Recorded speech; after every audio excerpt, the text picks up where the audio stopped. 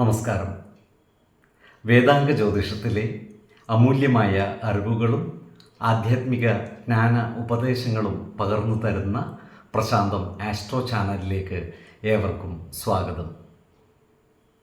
ഈ ചാനൽ ഇതുവരെയും സബ്സ്ക്രൈബ് ചെയ്യാത്തവർ ഇപ്പോൾ തന്നെ സബ്സ്ക്രൈബ് ചെയ്യുക. നോട്ടിഫിക്കേഷൻ ലഭിക്കുന്നതിനായി ബെൽ ബട്ടൺ അമർത്തുമല്ലോ. ഒപ്പം ചാനൽ ലൈക്ക് ചെയ്യുക, ഷെയർ ചെയ്യുക, കമൻറ്റ് ചെയ്യുക. കൊല്ലവർഷം 1199 എടവ സംക്രമം ആയില്യം നക്ഷത്രത്തിലാണ്. എടവം 1-ാം തീയതിയിലെ ഗ്രഹനില അനുസരിച്ച് മേടം രാശിയിൽ ബുധനും ശുക്രനും, എടവത്തിൽ സർവേശ്വരകാരകനായ വ്യാഴവും ആദിത്യനും, കർക്കിടകത്തിൽ ഗുളികനും, ചിങ്ങം രാശിയിൽ ചന്ദ്രനും, കന്നിയിൽ കേതുവും, കുംഭം രാശിയിൽ ശനിയും, മീനത്തിൽ കുജനും രാഹുവും സ്ഥിതി ചെയ്യുന്നു. കാർത്തിക നക്ഷത്രത്തിൽ ജനിച്ചവർക്ക് എടവമാസം പൊതുവെ ഗുണഫലങ്ങൾ കൂടിയിരിക്കും. ഈ നക്ഷത്രക്കാർക്ക് കർമ്മ മേഖലയിൽ നല്ല പുരോഗതി കൈവരിക്കുവാൻ സാധിക്കുന്നതാണ്. തൊഴിലാളികൾക്ക് കൂടുതൽ ആനുകൂല്യങ്ങളും അവസരങ്ങളും ലഭിക്കുന്നതുമാണ്.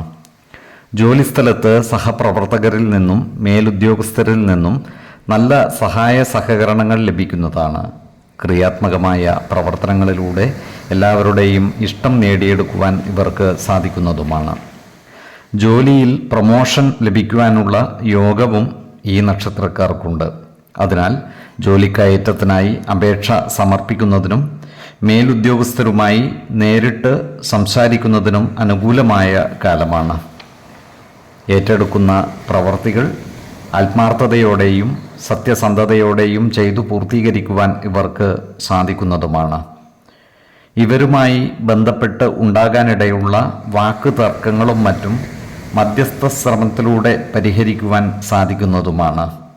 എന്നാൽ പ്രകോപനപരങ്ങളായ സന്ദേശങ്ങളും മറ്റും ലഭിക്കുവാനുള്ള സാധ്യതകളും കാണുന്നുണ്ട്. അത്തരം സന്ദർഭങ്ങളിൽ ആത്മസംയമനം പാലിക്കേണ്ടതും തിരിച്ചു പ്രതികരിക്കാതിരിക്കുകയും ചെയ്യുന്നത് ഗുണകരമായിരിക്കും. കുടുംബ ബന്ധങ്ങൾ ഊട്ടിയുറപ്പിക്കുവാനും ബന്ധുജനങ്ങളുടെ ഇഷ്ടം നേടിയെടുക്കുന്ന രീതിയിൽ പ്രവർത്തിക്കുവാനും ഇവർക്ക് സാധിക്കുന്നതാണ്. ഈ നക്ഷത്രക്കാർ ആരോഗ്യകാര്യങ്ങളിൽ ഒരു ശ്രദ്ധ പുലർത്തുന്നത് ഗുണകരമായിരിക്കും. ജീവിത ശൈലി രോഗങ്ങൾക്ക് സ്ഥിരമായി മരുന്ന് കഴിക്കുന്നവർ കൃത്യമായ വൈദ്യ പരിശോധനകൾ നടത്തുന്നതും ഡോക്ടറുടെ നിർദ്ദേശമനുസരിച്ചുള്ള മരുന്നുകൾ മുടങ്ങാതെ കഴിക്കുന്നതും ഗുണകരമായിരിക്കും. 5, 15, 25 തീയതികൾ അനുകൂലമാണ്.